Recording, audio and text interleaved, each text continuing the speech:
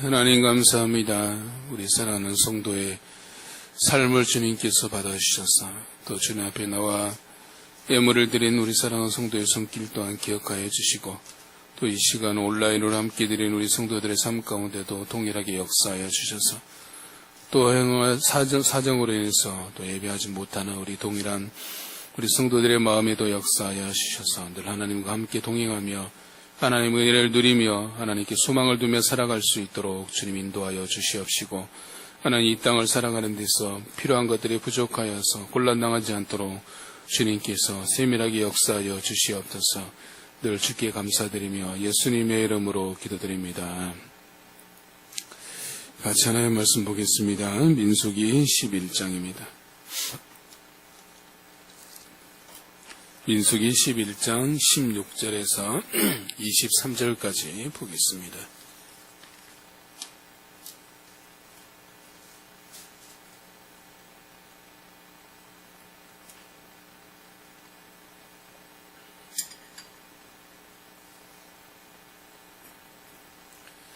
민수기 11장 16절에서 23절까지 찾으셨으면 한 절씩 교독하도록 하겠습니다. 제가 먼저 읽겠습니다.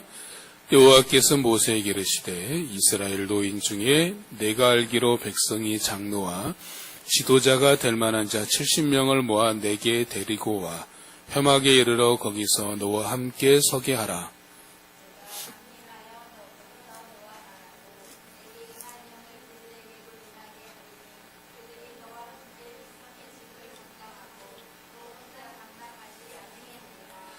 또 백성이에 이르기를 너희의 몸을 거룩히 하여 내일 고기 먹기를 기다리라.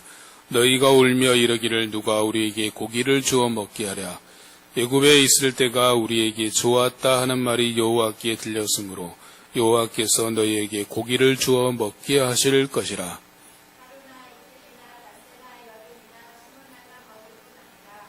냄새도 싫어하기까지 한 달 동안 먹게 하시리니 이는 너희가 너희 중에 계시는 여호와를 멸시하고 그 앞에서 울며 이르기를 우리가 어찌하여 애굽에서 나왔던가 함이라 하라.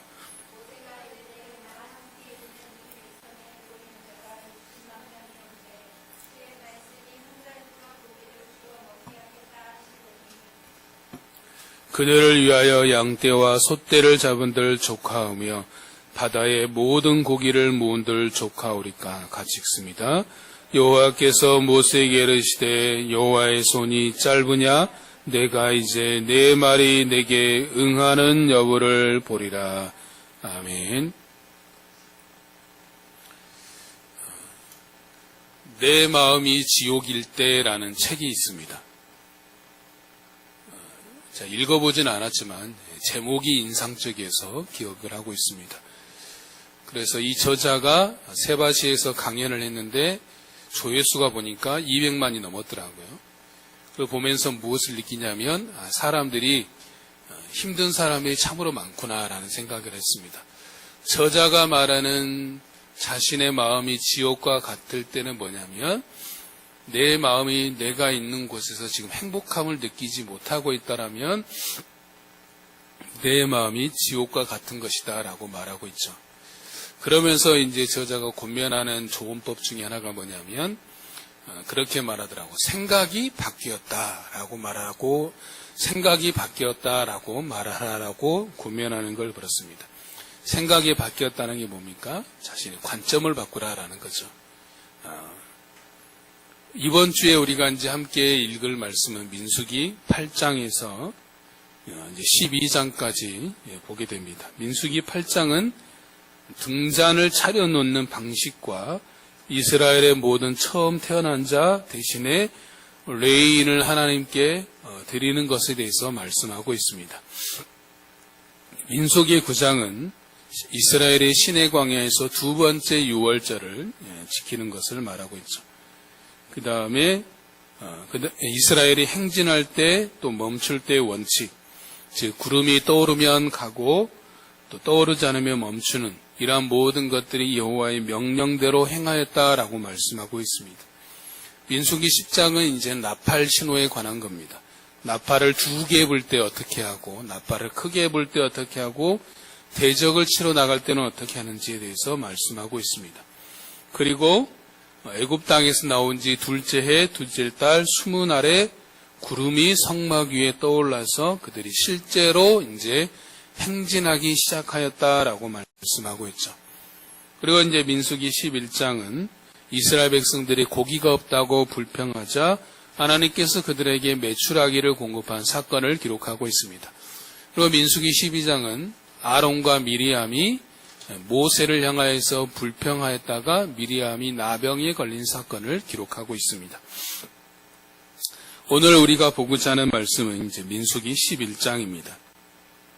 민수기 11장의 사건은 어떻게 되냐면 11장 4절부터 오늘 본문의 사건이 시작되는데 이스라엘 자손 중에 섞여 사는 다른 인종들이 탐욕을 품자 이스라엘 자손들도 다시 울면서 뭐라고 말합니까? 누가 우리에게 고기를 주어 먹게 할까라고 불평하기 시작합니다. 그러면서 뭐라고 말하면 애굽에 있을 때에는 값없이 생선과 오이와 참외와 부추와 파와 마늘을 먹은 것들이 생각나거늘 이제는 우리에게 만나밖에 없다라고 말합니다. 그 말을 들은 모세가 하나님께 나아가서 말합니다. 어찌하여 종을 이렇게 괴롭게 합니까? 내가 이들을 낳았습니까? 이들을 배웠습니까? 어찌하여서 내가 이 모든 것들을 감당하게 하십니까? 그러면서 차라리 나에게 은혜를 베푸사 즉시 나를 죽게 하시어 이 고난을 당함을 명쾌해 달라라고 바로 모세가 하나님께 기도하죠. 그러자 하나님께서 모세에게 말씀하시기를 뭐라고 합니까? 2가지를 말씀하시는데 첫 번째는 이스라엘 노인 중에 백성의 장로와 지도자가 될 만한 자 70명을 모아서 내게로 데리고 와라. 내가 그들에게 강림하여 너와 말하고 내게 임한 영을 그들에게 임하게 하여 그들이 너와 함께 백성의 짐을 담당하게 될 것이다 라고 말하고, 두 번째는 뭐냐면 내일 내가 너희들에게 고기를 줄 것인데 하루나 이틀이 아니라 냄새도 싫어하기까지 질릴 정도까지 한 달 동안 내가 고기를 주어 먹게 할 것이다 라고 말씀하십니다. 그러자 이 말을 들은 모세가 뭐라고 말합니까? 장정만 60만 명이었는데 바다의 고기와 소떼와 양떼를 다 모아도 어떻게 이것이 가능하겠습니까? 라고 묻습니다. 그러자 하나님께서 뭐라고 말합니까? 여호와의 손이 짧으냐? 이제 내 말이 내게 응하는 여부를 보리라 라고 말씀하시죠.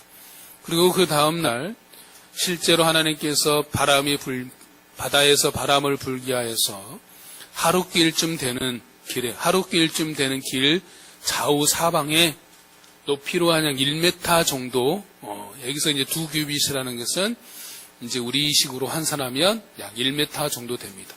1m 정도 높이의 전후 사방 메추라기를 가득 채우죠. 그래서 각 사람들이 이제 모으게 되는데 적게 모은 자도 분량이 어떻게 됩니까? 10호멜을 요즘식으로 하면 2000리터가 됩니다. 2000리터를 환산하면 얼마나 됩니까? 아무리 못 잡아도 가족당 30kg 이상이 됩니다. 그래서 여러분 매 끼를 고기를 먹는다고 생각을 해보세요. 아마 일주일만 먹어도 입에서 신물이 나서 더 이상 고기 그만 먹겠다라고 나올 겁니다. 그래서 한 달 동안 그들이 충분하게 먹을 수 있는, 질리도록 먹을 수 있는 양을 공급한 거죠.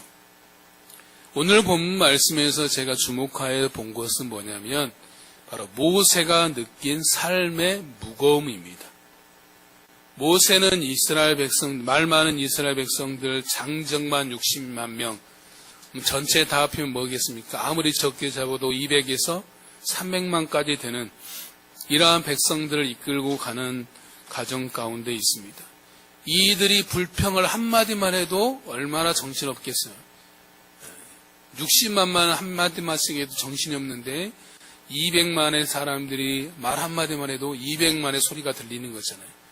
그런 와중 중에서 그런 가운데 이제 아마도 모세가 이제 고기를 달라고 하자 힘이 겨웠던 것 같아요. 도저히 이제 아무리 자기가 생각해도 이 백성들에게, 말 많은 백성들에게 고기를 먹인다라는 것은 불가능하다라고 생각을 한 겁니다. 그래서 뭐라고 그럽니까? 차라리 나에게 은혜를 베풀어 지금 나를 죽게 하시옵소서. 그래서 내가 이 고난당함을 보지 않게 해달라라고 하나님께 요구하고 있는 것들을 보게 되는 거죠. 우리도 삶을 살다 보면 삶의 무게, 삶의 짐이 너무 무거워서 감당하기 어렵게 느껴질 때가 있습니다. 그래서 차라리 이대로 죽었으면, 이대로 내 생애가 끝났으면 좋겠다라고 생각할 때가 있다라는 거죠. 요즘 코로나 시국을 보면 더 한다라고 말할 수 있습니다.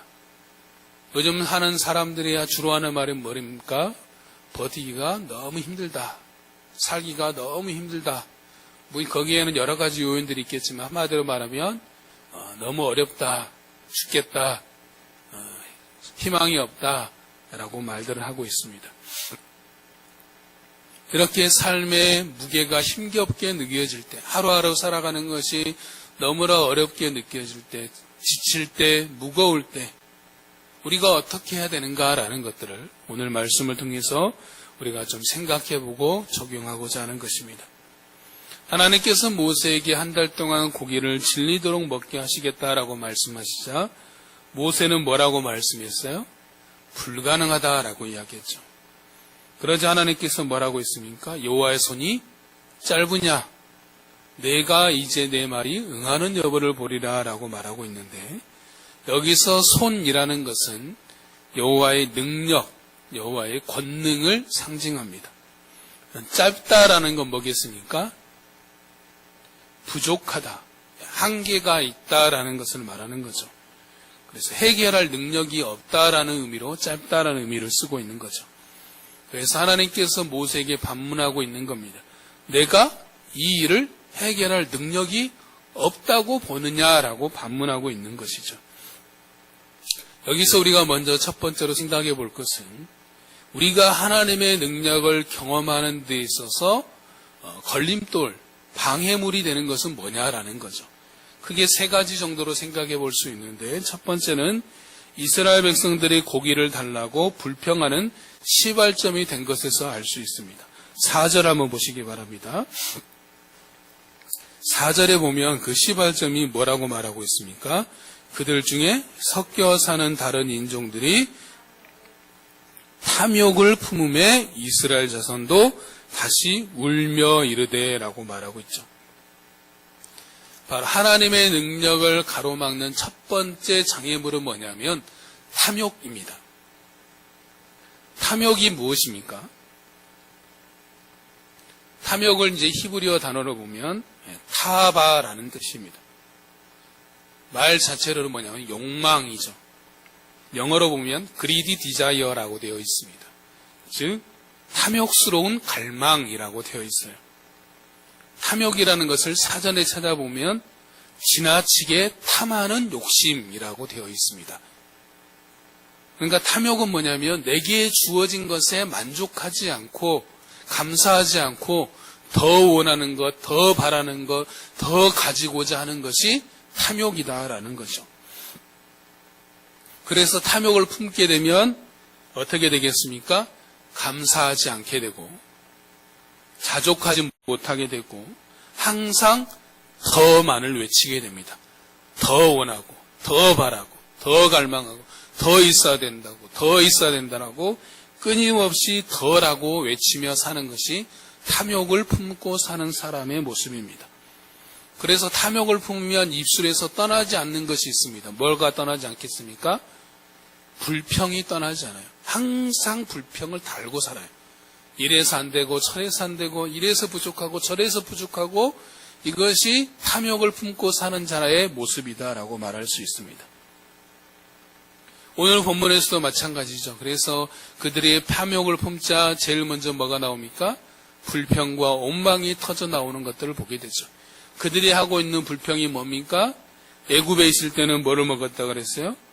애굽에 있을 때는 값없이 생선과 오이와 참외와 부추와 파와 마늘을 먹은 것이 생각나거늘 이제는 뭐밖에 없다? 만나밖에 없다라고 말하죠. 그런데 그들이 잊고 있는 것이 뭡니까? 망각하고 있는 건 뭡니까? 애굽에 있던 시절이 그들이 어떤 시절이에요?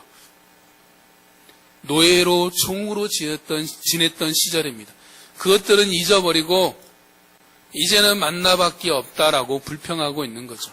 그들이 처음 하나님께서 만나를 주자 어떻게 했어요? 감사하게 먹었잖아요. 이것이 무엇인가 신기하고 감사했지만 이제는 만나밖에 없다라고 불평밖에 남지 않는 것들을 보게 되죠.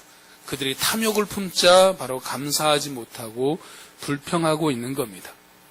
또 탐욕을 품으면 항상 나타나는 현상이 항상 누구 탓을 하는 겁니다.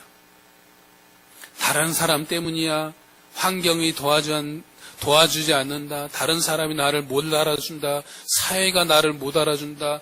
나라가 상황이 안 좋다. 또 부모를 잘못 만났다. 이런 말들을 달고 사는 사람이 바로 탐욕을 품고 사는 사람입니다. 시편 78편 18절에서는 뭐라고 말씀하고 있냐면 그들이 그들의 탐욕대로 음식을 구하여 그들의 심중에 하나님을 시험하였으며 라고 말하고 있습니다. 그들이 탐욕을 품고 고기를 구한 것은 그들의 마음에 하나님을 시험하는 것이다 라고 말씀하고 있습니다. 하나님을 의심한 것, 하나님을 믿지 못한 것이다 라는 거죠.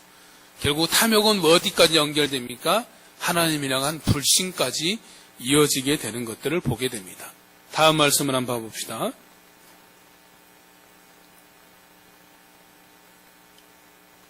같이 읽습니다.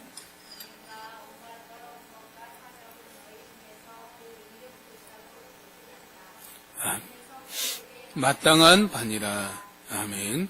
음행과 온갖 더러운 것과 탐욕은 너희 중에서 이름조차도 부르지 말라라고 말하고 있죠. 이는 성도의 마땅한 바다라고 말씀하고 있습니다. 두 번째, 하나님의 능력을 경험하는 것을 가로막는 장애물은 뭐냐면 모세를 통해서 알 수 있는데 21절과 22절을 우리 다시 한번 읽어보겠습니다. 읽겠습니다. 시작.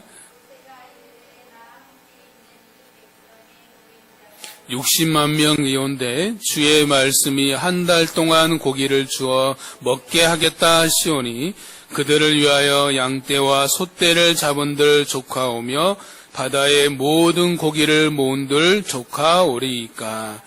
아멘. 무슨 말입니까? 모세가 생각해 보니까 자기가 아무리 기상기를 두들겨 봐도 불가능하다라는 거죠. 일이 있을 수가 없다라는 거죠. 어떻게 이 많은 백성들에게 한 달 동안 질리도록 고기를 먹는다라는 것은 있을 수가 없다. 가축을 다 잡아도 바다의 모든 물고기를 다 잡아도 일어날 수 없는 일입니다라고 말하는 거죠. 그래서 두 번째 하나님의 능력을 가로막는 장애물은 뭐냐? 자신의 생각, 자신의 관점입니다. 내 생각에는 내가 바라보는 관점에서는 라고 말하는 거죠. 현재를 살아가는 우리에게 있어서 가장 큰 걸림돌이 되고 있는 것이 바로 이것이다 라고 볼 수 있습니다. 사람들은 자신의 관점에서 하나님을 바라봅니다.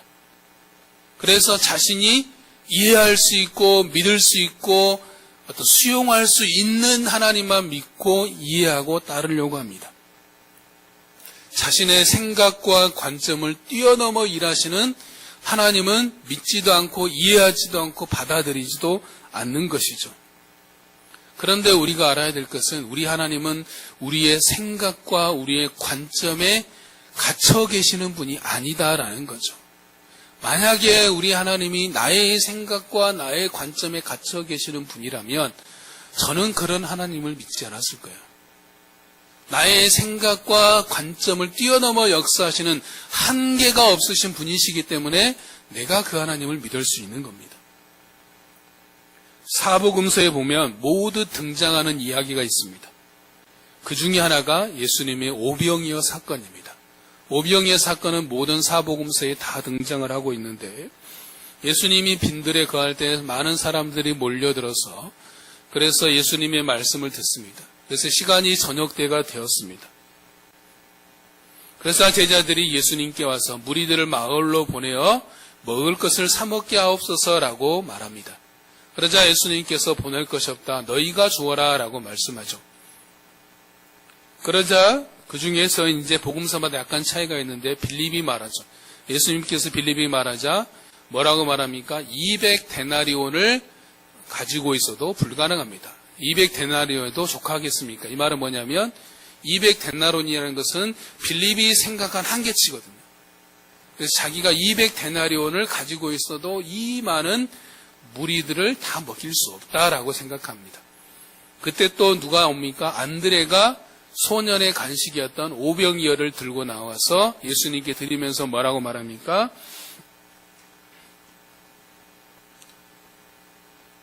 그것이 이 많은 사람에게 얼마나 되겠습니까? 안드레는 드리면서도 이것이 이 많은 사람들에게 얼마나 도움이 되겠습니까? 라고 생각을 하고 드린 것이죠. 제자들의 한계는 바로 이 오병이어로 할 수 있는 것이 무엇이겠습니까? 라고 생각하고 있는 겁니다. 그런데 예수님께서는 그 오병이어를 가지고 어떻게 하셨습니까? 장정만 5,000명. 그래서 그곳에 모인 군중들을 다 배불리 먹이시고 12바구니를 남기신 거죠. 장정만 5,000명이었으니까 여자와 어린아이까지 합치면 아무리 적게 잡아도 15,000명 이상 된다라고 볼 수 있죠. 근데 성경에서는 그들이 다 배불리 먹었다라고 했어요. 배불리 먹고 12바구니가 남았다라는 거죠.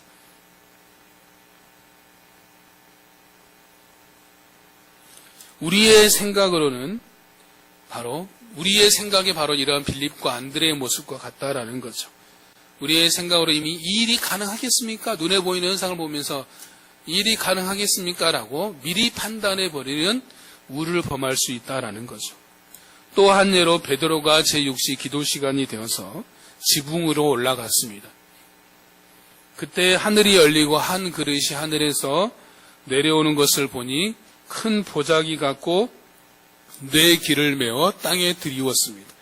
그러자 그 안에는 땅에 있는 각종 네 발 가진 짐승과 기는 것과 공중에 나는 것들이 있었습니다. 이러한 것들은 뭐냐면 흔히 이스라엘들이 생각하는 부정한 짐승들이었어요. 그러자 하늘에서 소리가 나서 뭐냐면 이것을 잡아 먹으라 라고 말했습니다. 그러자 베드로가 뭐라 그랬습니까? 나는 속되고 깨끗하지 않은 것은 먹을 수 없습니다 라고 말합니다. 그래서 두 번째 소리가 뭐라 하니까 하나님께서 깨끗하게 한 것을 내가 왜 속되다고 하느냐 먹으라 라고 말합니다. 그래도 베드로는 먹을 수 없습니다 라고 일이 3번 반복된 후에 다시 하늘로 올라가게 됩니다. 베드로가 이 환상이 무슨 뜻인가 라고 생각하고 있을 때 누가 찾아오게 되냐면 바로 고넬료가 보낸 하인이 찾아옵니다. 고넬료는 어떤 사람이었습니까? 이방인이었지만 하나님을 경외하며 항상 기도와 구제에 힘썼던 사람이다라고 성경에서 말하고 있습니다. 그래서 베드로는 자신을 찾아온 사람을 따라 고넬료를 만나게 되고 그리고 나서야 환상의 뜻을 알게 됩니다. 하나님께서 고넬료를 만나고자 하시는 계획이었음을 알게 하신 것이죠.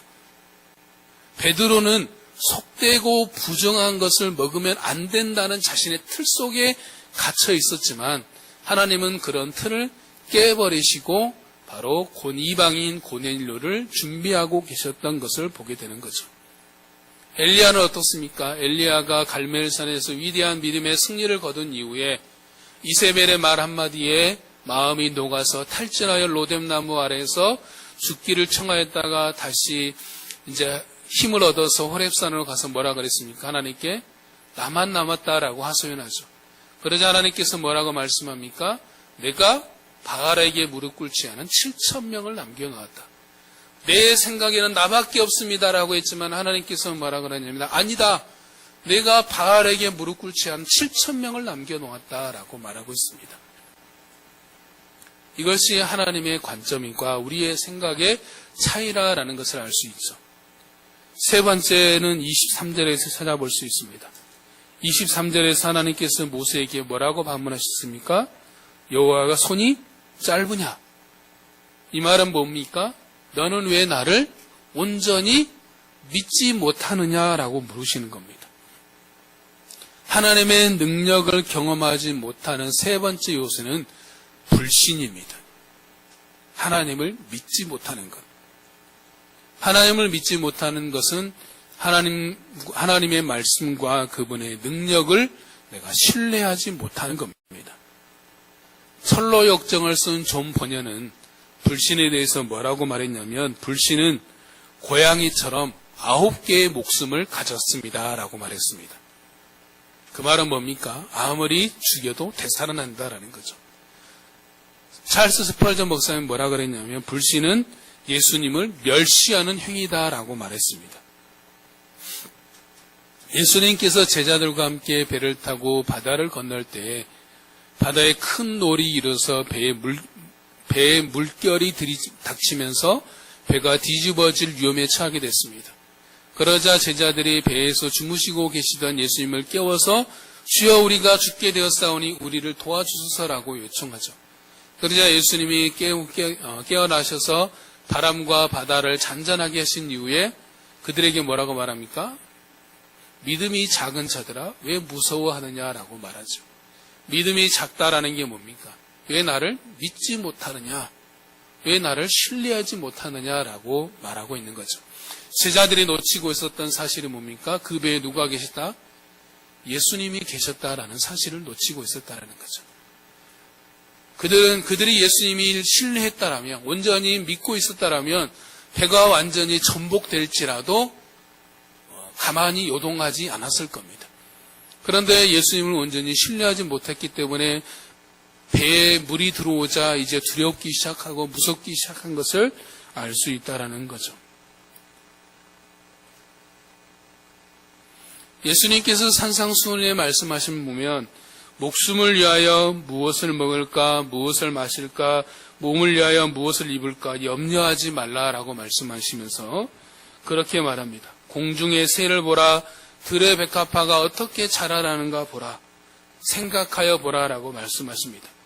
하나님께서 공중의 새도 들의 백합화도 이렇게 먹이시거든 하물며 너희일까 보냐라고 염려하지 말라라고 말씀하시죠. 우리가 염려하는 이유가 뭡니까? 우리가 처한 환경과 상황을 바라보는 것이기 때문이죠. 내가 처한 어떤 재정의 형편을 바라보니까 염려가 되고 또 코로나 시국을 바라보니까 풀리지 않는 시대의 형편을 바라보니까 염려가 되는 겁니다. 자꾸 우리의 눈을 내가 처한 환경과 상황을 바라보면 염려될 수밖에 없고 근심과 받을 수밖에 없고 스트레스 받을 수밖에 없는 것입니다. 그런데 우리가 염려하지 않는 비결은 우리를 먹이시고 입히시는 그 예수님을 우리가 주목하고 바라볼 때 우리가 염려하지 않는 겁니다. 예수님께서 말씀하신 게 뭡니까? 한 공중의 새도 들의 백합화도 먹이시는 그 예수님을 생각해봐라, 바라봐라. 내가 너희를 먹이지 않겠느냐라고 말씀하시는 거죠. 다음으로 우리가 생각해 볼 것은 서두에서 우리의 삶이 무거울 때 어떻게 해야 되느냐라는 것들을 우리가 살펴본다라고 있는데 본문 11절에서도 본문에서도 모세도 동일한 상황 가운데 어떻게 모세가 하고 있는지를 우리가 주목해 봐야 됩니다. 11절 한번 보겠습니다.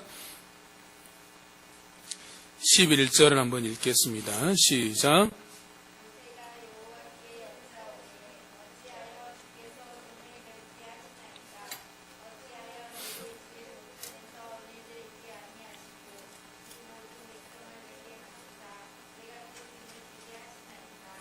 아멘. 여기서 제가 주목하게 된 단어가 하나인데 11절에 보면 모세가 여호와께 뭐 했습니까? 여짜왔다라고 말하고 있죠. 여기서 여짜왔다라는 것은 말했다라는 겁니다. 말했다는 것은 히브리어로 이제 아마르라는 건데 하나님께 말했다라는 게 뭐겠습니까? 모세가 하나님께 뭐 했다? 기도했다라는 겁니다. 모세는 삶이 힘겹고 무거울 때, 감당하기 어려울 때 그는 하나님께 기도하였습니다. 우리 성도님들 한나를 잘 아시죠? 한나가 가지고 있었던 어려움이 무엇입니까?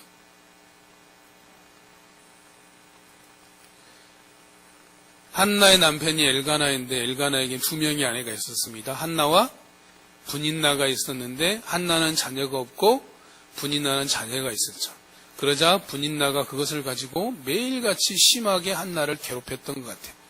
그래서 한나는 남편인 엘가나가 아무리 사랑해줘도 전혀 위로가 되지 않고 매일 마음이 심히 괴로움 가운데 있었습니다. 그때 그렇게 마음이 괴로운 한나가 어떻게 했습니까? 다음 말씀을 보겠습니다. 같이 읽습니다.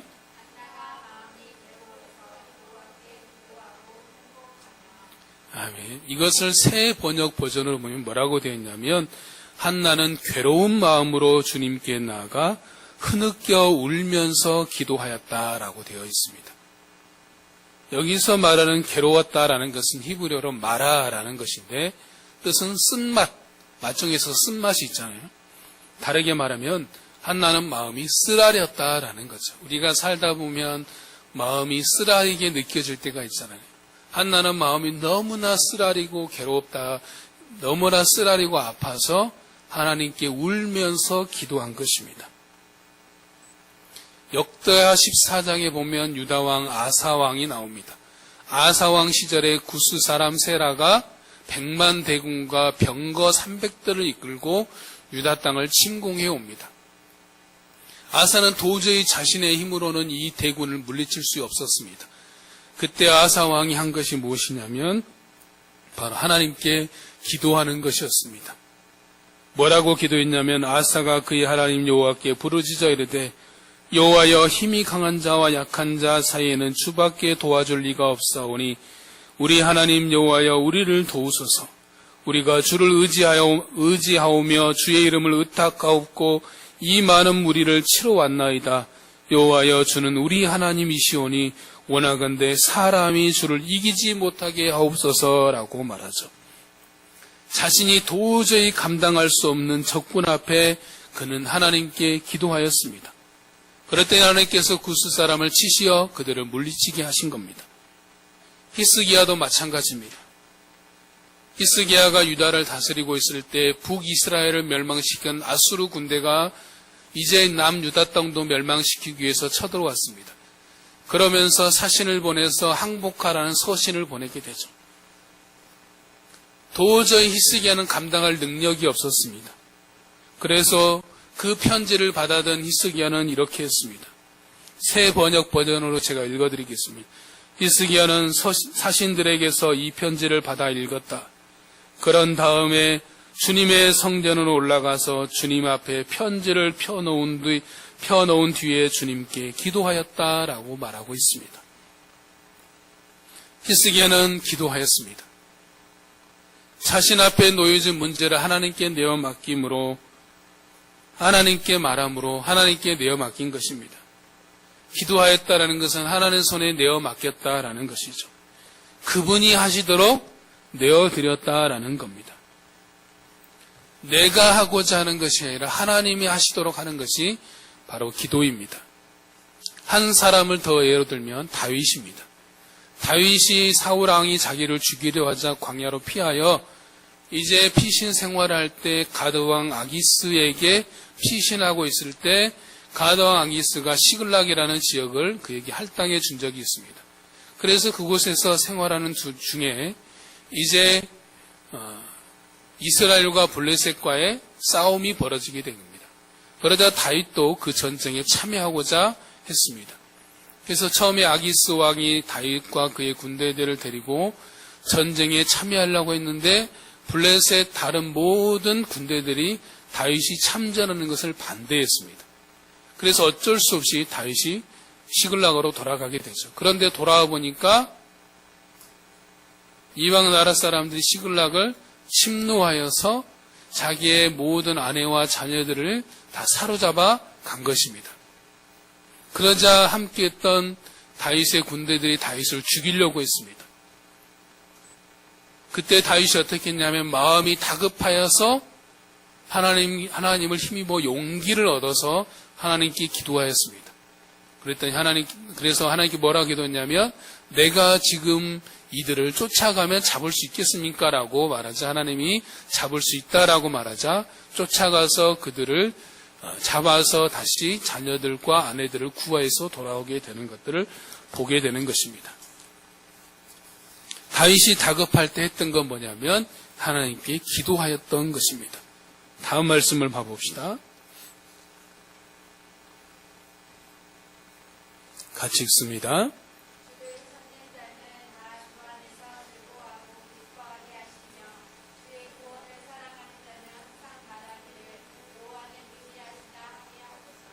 아멘. 주를 찾는 자는 다 주 안에서 즐거워하고 기뻐하게 하시며 주의 구원을 사랑하는 자는 항상 말하기를 여호와는 위대하시다 하게 하소서라는 거죠. 로렌스 형제는 하나님의 임재 연습이라는 책에서 이렇게 말하고 있습니다. 현재 당신이 처한 공경 속에서 무슨 일을 할 수 있겠습니까? 늘 쉬지 않고 당신의 고통을 주님께 아뢰십시오. 주님께 그 고통을 이길 수 있는 힘을 달라고 기도하십시오. 그러나 다른 무엇보다도 하나님을 즐거워하는 습관을 들이십시오. 하나님을 잊는 것은 있을 수도 없는 일이 되게 하십시오. 주님께 아주 많이 기도하는 것, 이것이 가장 좋은 행동 방법입니다. 라고 말했습니다. 우리는 항상 모든 일을 하나님께 이야기하는 습관, 말하는 습관, 기도하는 습관을 들여야 된다라는 거죠. 우리가 사람과 많은 말을 하는 것이 아니라 하나님과 많은 말을 하는 습관을 들여야 되는 겁니다. 그렇다면 우리가 기도하는 목적이 어디에 있겠습니까? 1차적으로는 응답에 있겠지만 그러나 우리가 기도하는 궁극적인 목적은 우리의 기도를 들으시는 그분 자체여야 됩니다. 하나님 그분만을 갈망하고 원하고 마음으로 기도해야 된다라는 것이죠.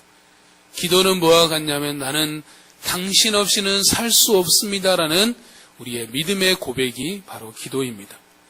다음 말씀을 봐봅시다.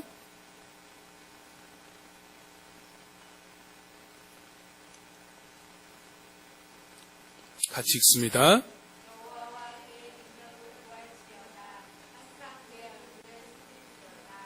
아멘. 항상 여호와와 그분의 능력을 찾는 삶, 구하는 삶, 가까이 하는 삶을 살아야 되는 겁니다.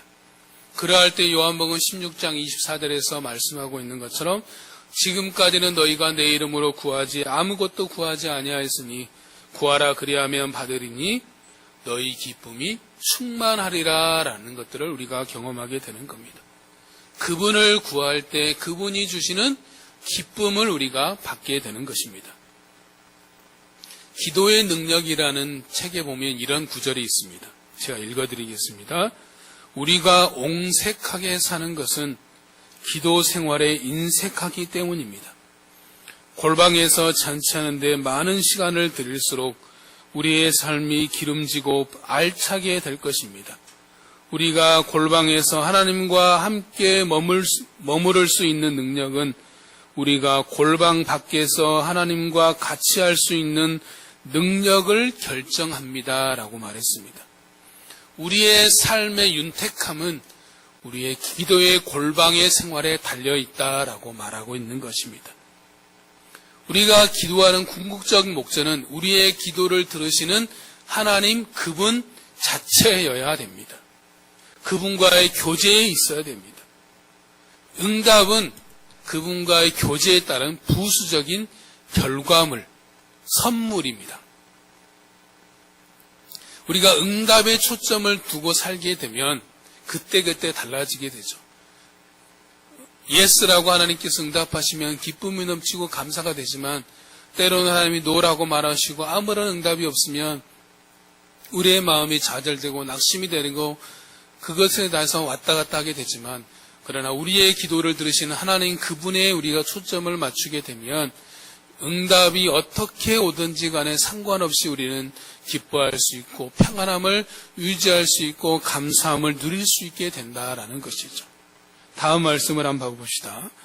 다음 말씀이 다윗이 평생에 소원했던 것이 무엇인지를 우리에게 보여주고 있습니다. 같이 읽습니다.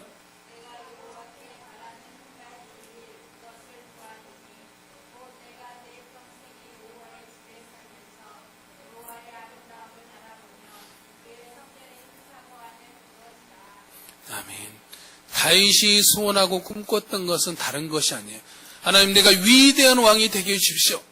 세상에서 뛰어난 왕이 되게 해주십시오. 남들의 세상 모든 백성들로부터 존경받는 왕이 되게 해주십시오. 이런 것이 아니었다라는 거죠. 다윗의 소원이 뭐였습니까? 내가 내 평생에 여호와의 집에 살면서 여호와의 아름다움을 바라보며 그의 성전에서 사모하는 것입니다. 나는 여호와 하나님의 아름다움을 갈망하며 살고 싶습니다. 나는 하나님과 함께 하나님의 집에서 하나님의 아름다움을 바라보며 살고 싶습니다. 난 내가 원하는 것 하나님밖에 없습니다라는 것이 다윗의 유일한 소망이었고 다윗이 기도하는 목적이었다라는 것을 알 수 있습니다. 그렇다면 우리가 하나님께 기도할 때 어떤 자세로 어떤 태도로 나아갈 것인가, 마지막으로 간단하게 두 가지 정도만 생각해 보도록 하겠습니다. 첫 번째는 하나님을 전적으로 신뢰해야 됩니다. 우리는 하나님을 신뢰하는 마음으로 기도해야 됩니다. 신뢰가 무엇입니까? 하나님을 전적으로 믿는 것. 믿음은 신뢰입니다. 믿음을 한 단어로, 한 문장으로 정리하면 저는 믿음은 신뢰다라고 말할 수 있습니다. 하나님 그분을 신뢰하는 것. 그게 믿음입니다. 필립 얀시는 이런 말을 했습니다. 하나님은 종종 계획하신 일을 이루려 하실 때 하나님을 믿는 것 밖에는 달리 할 수 있는 것이 없는 단순하고 무식한 사람들을 사용하신다라고 말씀하고 있습니다. 아브라함이 하나님께서 부르시자, 하나님이 부르시고 말씀하시자 그 말씀을 따라 순종하며 나아갈 수 있었던 이유가 무엇입니까? 로마서에서는 그렇게 말하고 있습니다. 아브라함이 바랄 수 없는 중에 바라고 믿었다라고 말하고 있고, 히브리서에서는 믿음으로 갈 바를 알지 못하지만 나아갔다라고 말하고 있습니다. 아브라함은 자신에게 자기가 어디로 가야 될지 분명히 알지 못했지만 자신에게 말씀하시는 하나님과 그분의 말씀을 신뢰했기 때문에 담대하게 나아갈 수 있었던 것입니다. 하나님께서 아브라함에게 내 사랑하는 아들 독자 이삭을 바치라고 말씀하실 때도 마찬가지였습니다. 자기가 백세여든 그토록 아끼고 사랑하는 아들 독자 이삭이었지만 하나님이 말씀하시자 그 하나님의 약속의 말씀, 하나님께서 아브라함에게 하신 약속의 말씀이 무엇입니까? 내 자손이라 칭할 자는 이삭으로 말미암으리라 라고 하신 그 약속의 말씀을 믿음으로 나아간 것이죠. 그래서 하나님이 이삭을 죽은 자 가운데서 다시 살리실 것이다 라고 믿을 수 있었던 것이죠. 하나님이 이렇게 약속했으니까 반드시 이삭이 죽어도 다시 살리실 것이다 라고 신뢰했던 그 믿음이 그를 움직이게 만든 동기였음을 볼 수 있습니다. 믿음은 주어진 관계 속에서 내가 상대방을 얼마나 신뢰하느냐에 달려 있습니다. 나는 어떤 상황에서든지 내가 사랑하는 사람들과 하나님을 신뢰할 수 있는가? 신뢰라는 든든한 반석 위에 서 있다라면 아무리 힘든 상황이 와도 그 관계는 쉽게 깨어지지 않을 것입니다. 여러분은 여러분이 사랑하는 사람들, 가족들을 신뢰합니까? 하나님을 신뢰하십니까? 그렇다면, 신뢰한다라면, 그 신뢰라는 반석 위에 우리가 든든히 서 있다라면 가족에게 힘든 일이 생겼다라고 해서, 내 신앙을 위협하는 일이 생겼다라고 해서 하나님과의 관계가, 가족과의 관계가 깨어지는 일은 없을 것이다 라는 거죠. 성숙한 믿음을 가진 사람일수록 모든 것을 신뢰라는 관점에서 해석합니다. 좋은 일이 생기면 하나님의 은혜로 생각하며 감사함으로 받아들이고, 나쁜 일이 생기면 이 나쁜 일은 하나님이 의도하신 것은 아니지만 이 나쁜 일을 통해서도 나에게 유익이 되게 하실 것이다 라고 믿음으로 받아들이는 것입니다. 갈렙의 나이 85세가 되었을 때 갈렙은 여호수아에게 나가서 한 가지를 요구하죠. 뭘 요구합니까? 하나님께서 나에게 약속하신 그 약속의 땅 헤브론 산지를 달라고 말합니다. 그런데 헤브론 산지는 미정복 지역이었어요. 아직 정복하지 않았어요. 말 그대로 헤브론은 산지, 산중에 있었고 아낙 자손, 거인 자손들이 거주하고 있었던 도시입니다. 환경으로 봤을 때는 난공불락의 산지였습니다. 그런데 갈렙이 나아갔던 이유는 단 하나, 자신에게 말씀하셨던 그 하나님, 그분의 말씀만을 신뢰하고 믿음으로 이 산지를 내게 주소서라고 담대하게 나아갈 수 있었던 것이죠. 그래서 성경에서는 갈렙에 대해서 뭐라고 말하고 있냐면 하나님을 온전히 따랐다라고 한 줄로 평가하고 있습니다.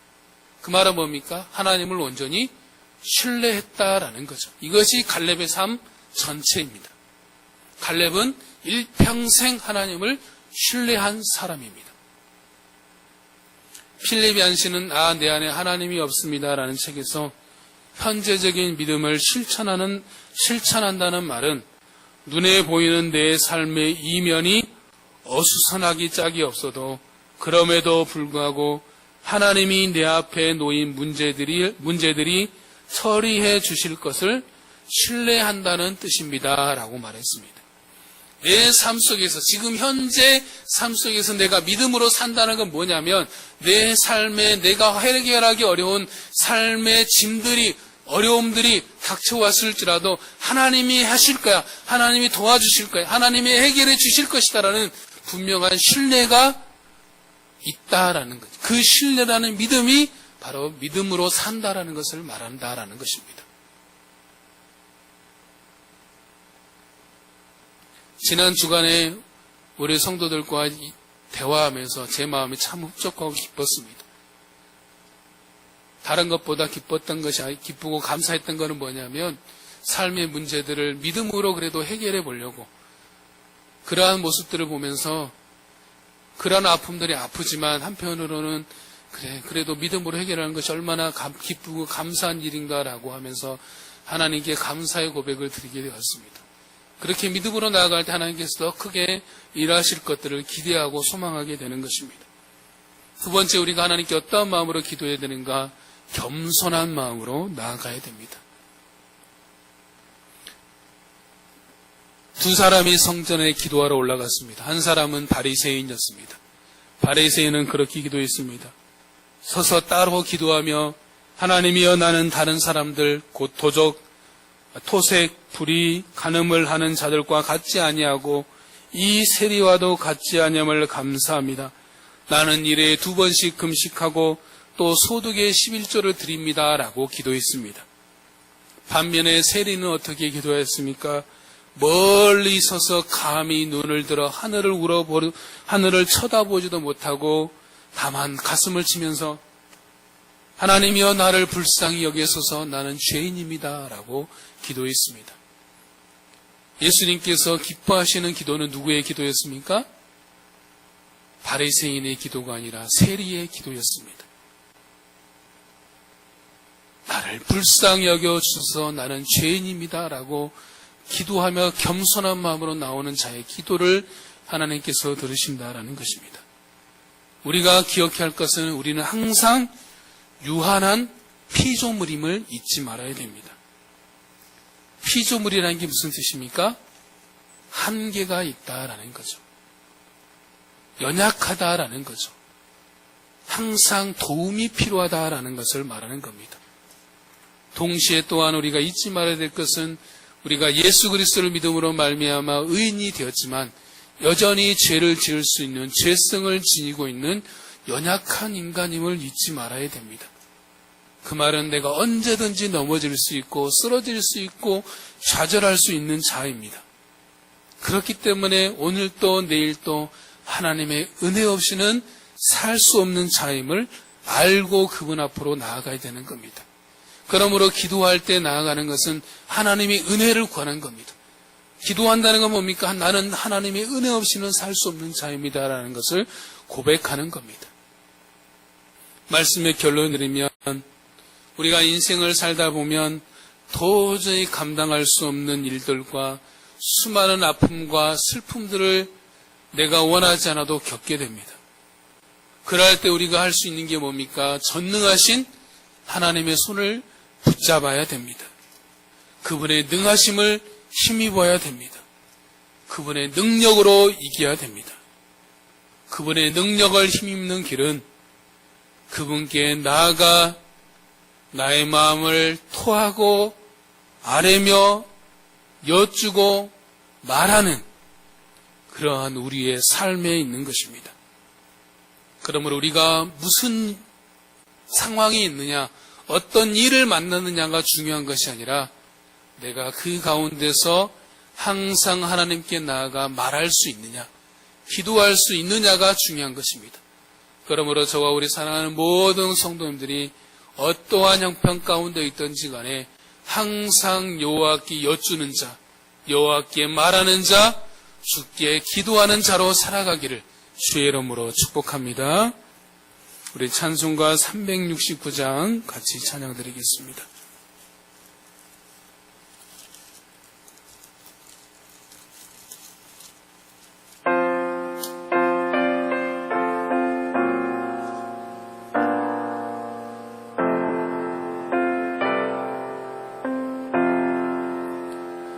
죄짐 맡은 우리 구주 어찌 좋은 친구인지 걱정 문심 무거운지 우리 주께 맡기세 주께 고함 없는 고로 복을 받지 못하네. 사람들이 어찌하여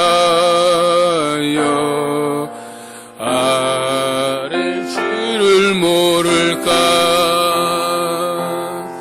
시험 걱정 모든 괴로 없는 사람 누군가 부질없이 낙심 말고 기도드려 아뢰세.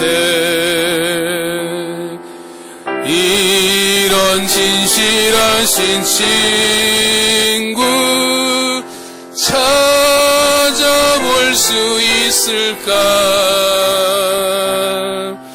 우리 약함 아시오니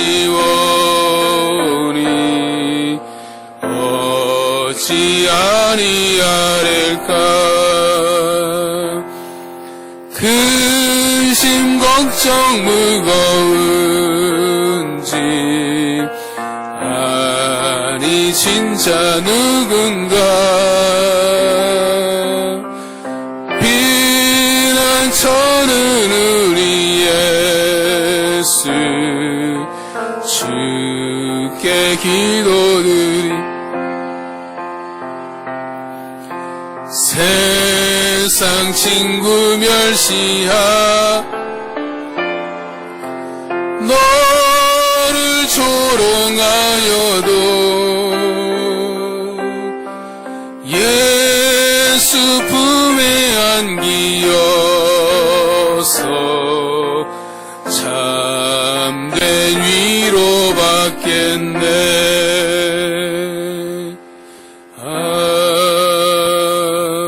아멘.